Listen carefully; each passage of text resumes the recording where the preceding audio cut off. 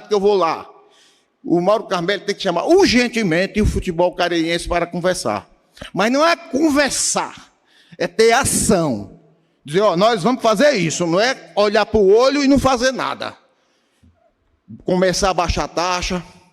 Segunda divisão vem aí. Segunda divisão vem aí. O futebol caririense desmoralizado. Que era tudo que ele estava querendo.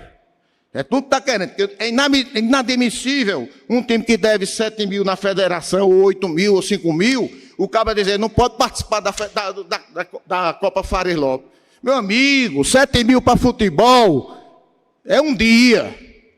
Quem viveu lá dentro, é ou não é, Luciano? Quem viveu lá dentro sabe. Por causa de 7 mil a gente arruma. Entendeu? Era para ter dito assim, olha, é o seguinte, é 7 mil reais. Depois é o seguinte, ó, eu vou lhe dar 10 dias para você pagar. Se inscreva.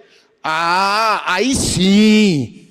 Não é dispensar, não estou pedindo para dispensar, não. Estou dizendo é a realidade da coisa. E as taxas tem que baixar. Tem que baixar. Para que hábito de Fortaleza? Mas aqui não temos competência para ter hábito aqui, não, Zé Ivan? Aqui da nossa região, para que pagar hotel, pagar tudo? Não existe isso, não, homem. Então pague tudo. Então pague tudo. Ou ele quer acabar o futebol caririense, se ele quiser viver só com Ceará, Fortaleza, Floresta, que está mais ou menos, que daqui a pouco também se ferra. Aí tem um ferroviário que vai para canto nenhum, o resto é rebaba. A realidade é essa. Ou ele quer fazer o campeonato só com Ceará, Fortaleza e Floresta. Se ele quiser ir ferroviário, ele pode fazer. Acabe logo com o futebol. É uma crítica construtiva, eu não estou esculhambando ninguém, não. Estou dizendo a verdade do nosso futebol. O próximo ano, como o Alberdan falou há pouco tempo, o próximo ano, se não mudar essa tabelazinha aí, como estão querendo fazer, ele já tem um rebaixado, homem. Aí todo ano vai ser assim, vamos fazer o campeonato, os 10 times vão jogar.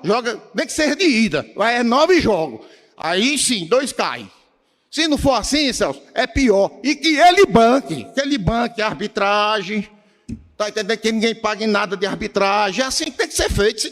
Se a gente não se unir, Celso, o nosso futebol vai à falência. O que tem de malandro aí querendo assumir Casa e Guarani, tem pessoas boas como esse rapaz aqui. Eu sei que é torcedor de verdade, que eu também sou, e sei. Certo? Então a realidade é essa.